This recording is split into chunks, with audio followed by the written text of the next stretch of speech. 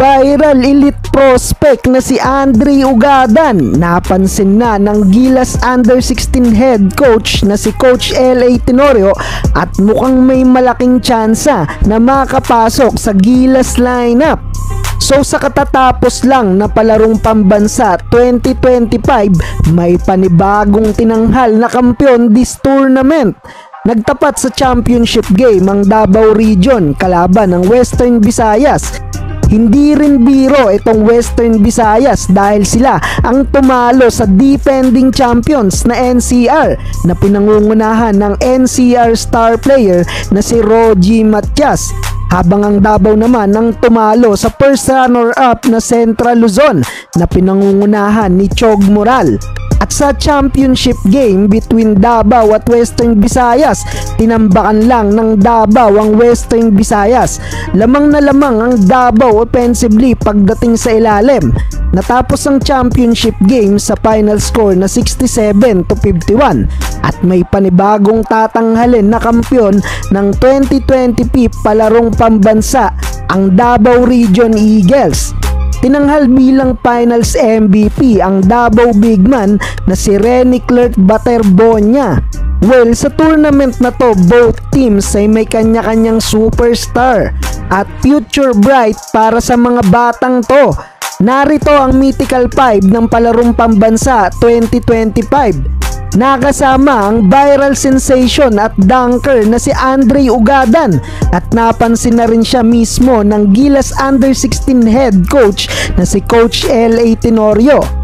Well, sa mabilis na panahon at pagsisimula ng palarong pambansa, naging instant internet sensation agad itong si Ugadan dahil sa mga highlights at explosive dunks na ginagawa niya during tournament.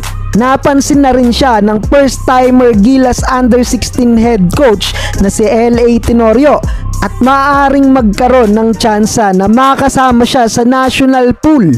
Nagbigay rin ng komento si L.A. Tenorio tungkol sa pagiging athletic ni Andre Ugadan. Pero hindi lang yan ang magiging sukatan para makasama sa Gilas pool si Andre. At narito ang naging buong pahayag ni Coach L.A. Tenorio. Honestly, he's very athletic, di ba? Pero kailangan natin makita yung in-game game. So, hindi naman kami tumitingin sa mga ganun. Kung ganun lang ang tinitingnan natin, di marami dyan na athletic talaga na nakakadang. First time ko narinig yung mga sa palaro mo na siya. Ito lang, tinatangga ko ng mga tao. Tsaka naging viral siya eh. But we'll take a look at him. Hindi na namin. Magbalik naman. Meron pa rin kami mga series of not really tryouts but invites na doon sa mga nasa pool namin tsaka yung mga malalaking iniwan namin. So, siyempre kailangan namin makakita pa ng mas malalaki pang player. So, we'll see. Would you have welcomed him kung nag-tryout siya ng... Oo naman. Hindi. As long as he can play through the system or makasunod or alam namin na fit siya sa system, why not? Diba? Everyone's welcome. Kumusta yung napanood mo yung mga highlights? Anong masabi mo na sa...